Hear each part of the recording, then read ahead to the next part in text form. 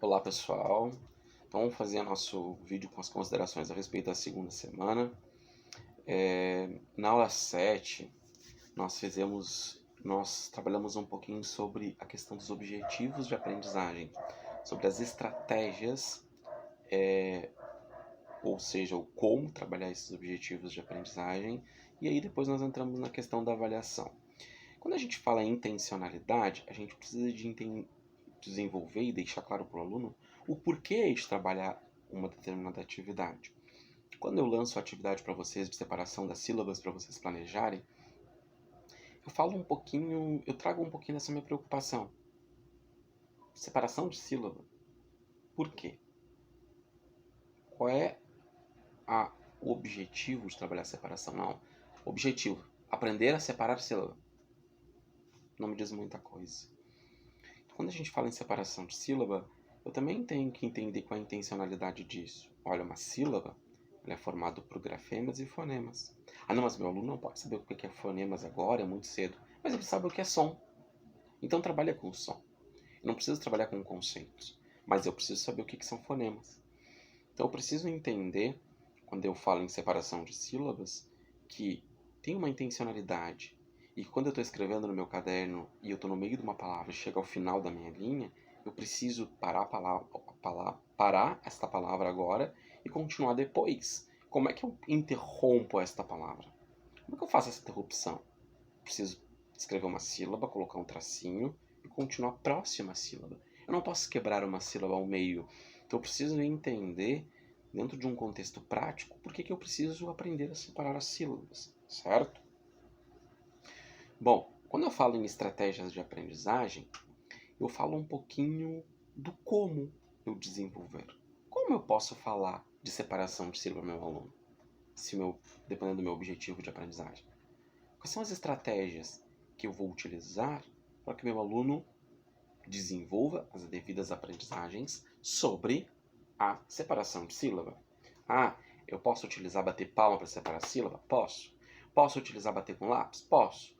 Posso utilizar, bom, agora vamos pintar o dedo com a canetinha, com o papel, com a têmpera e vamos colocar lá no lado da palavra. Quantas vezes eu abro a boca para separar a palavra, a sílaba da palavra telefone? Ah, cada vez que eu for pronunciar uma sílaba ou abrir a boca, eu coloco um carimbinho com o dedo. Então, telefone. Então, eu já estou exercitando também um pouco da minha coordenação motora, da psicomotricidade, porque eu estou fazendo duas coisas juntas. Abrindo a boca, pronunciando e carimbando. Esse é um processo. Ah, mas terceiro ano já não precisa disso. Precisa sim. Eles são crianças, eles gostam disso. Imagina ao lado das palavras ficar a marquinha dos dedinhos deles. É algo interessante, não é? E depois, bom, agora vamos ver. Colocar em cima de cada um da marquinha dos dedos as sílabas. T. Então, primeira é T, segunda é Lê, certo? Entender que eu posso utilizar palmas, como já tinha dito para vocês. E se eu for trabalhar a sílaba tônica, chamar a palavra que está longe. Por exemplo, telefone está longe, eu preciso chamar telefone. Ó, já sei que a sílaba que eu demorei mais falando foi fo. Então, fo é a sílaba tônica. Entender isso e fazer os alunos utilizarem essas estratégias de aprendizagem. Olha, sílaba tônica é a sílaba mais forte de uma palavra, tá? Então, quando eu falo em estratégia, é o como que eu vou fazer meu aluno entender. E não é a partir de conceitos. Ah, não, mas eu tenho que escrever o conceito no quadro. Gente, terceiro ano. Conceito pouco importa. Eu preciso que eles aprendam, que eles desenvolvam as aprendizagens. É melhor que eles saibam o que é uma sílaba mais forte do que não saber o que é. E vocês preocupados com que ele entenda a sílaba tônica. Se ele não souber que a sílaba forte é a sílaba tônica, não tem problema. O importante é que ele vá numa palavra e saiba localizar. E qual é a importância disso? Olha, quando uma palavra é acentuada, ela vai ser sempre acentuada na sua sílaba tônica, na sua sílaba mais forte. Tá? Entender que uma palavra não pode levar dois acentos. E entender que um acento só vai numa palavra nas três últimas sílabas. Então, uma série de saberes que estão selecionados, que estão ligados à separação de sílaba, que precisa o aluno entender. Que às vezes eles chegam no ensino médio e não sabem, certo? E quando eu falo em avaliação, que é o próximo item, eu preciso retomar duas coisas: os meus objetivos E preciso retomar as minhas estratégias.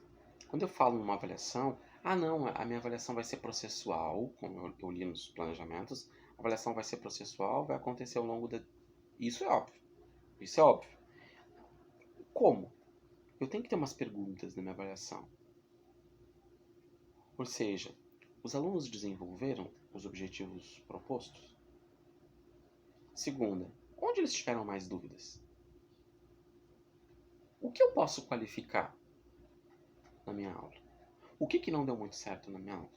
O que eu preciso reforçar na próxima aula? Será que tem algum aluno que não entendeu muito bem, que eu preciso retomar bastante com ele? Será que aquelas estratégias que eu desenvolvi estavam boas?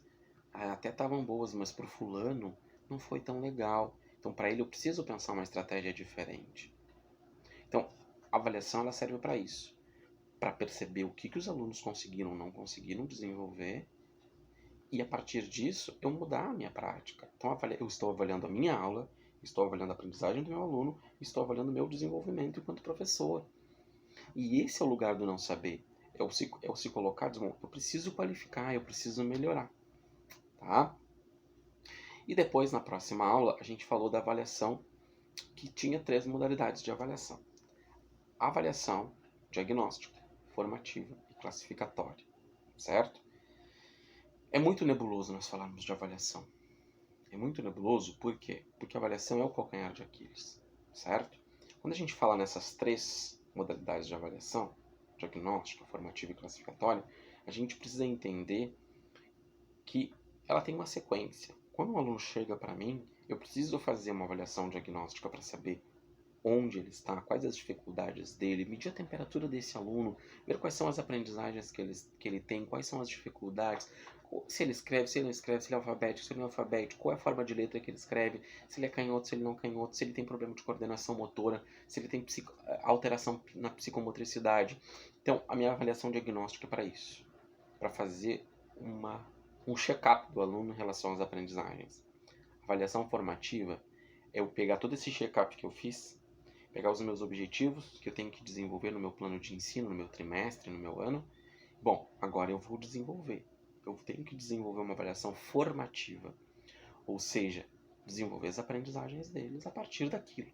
Agora, eu não posso querer que um aluno aprenda o que é paroxítona se ele não está alfabetizado ainda. Então eu preciso saber o que ele sabe para conseguir passar por uma avaliação formativa, tá? E ver, bom, às vezes eu posso avançar, às vezes eu tenho que retroceder no processo de aprendizagem. Eu preciso voltar um pouquinho, tá? E depois a avaliação classificatória. O que é avaliação classificatória? Bom, fiz o diagnóstico, desenvolvi uma avaliação formativa. Bom, agora eu preciso classificar. Ele aprendeu? Ele tem dificuldade? Ele vai precisar de um tempo a mais? A escola vai te dizer, bom, tu precisa dar uma nota na avaliação classificatória, tu vai classificar as aprendizagens dele. Não, olha, ele tem 8, ele tem 6, ele tem 5. Não vai ser um conceito, vai ser um conceito. Ele tem um básico adequado, ele tem desenvolveu, não desenvolveu. Então, é isso, entender que se, não, o aluno está reprovado nesse trimestre, é um aluno fraco. Bom, gente, o que eu fiz enquanto professor, nas minhas condições de docentes, eu esgotei as possibilidades para que esse aluno aprendesse? Não, eu esgotei, só que ele precisa de um tempo a mais. Tudo bem. Então, esse reprovar ele é temporário. A gente vai conseguir dar conta, eu e ele, das aprendizagens no próximo trimestre. Porque aprendizagens, ele está numa escola. E se eu sou professor, eu tenho que dar conta com ele desse compromisso de aprendizagem. Tá? Então, entender também que quando a gente fala em avaliação, a gente também está falando naquele quesito que foi da última aula, que a avaliação ela pode te levar à exclusão ou ela pode te levar à inclusão, dependendo da forma como eu trabalho. Olhem um exemplo de instrumento de avaliação. Isso aqui é muito comum acontecer, tá, gente? Olha essa atividade. Arme e resolva. 116 mais 11. Por que isso? Qual é a função? Porque o aluno precisa aprender a colocar número sobre número. Desta forma? Não existe outras formas que sejam mais prazerosas?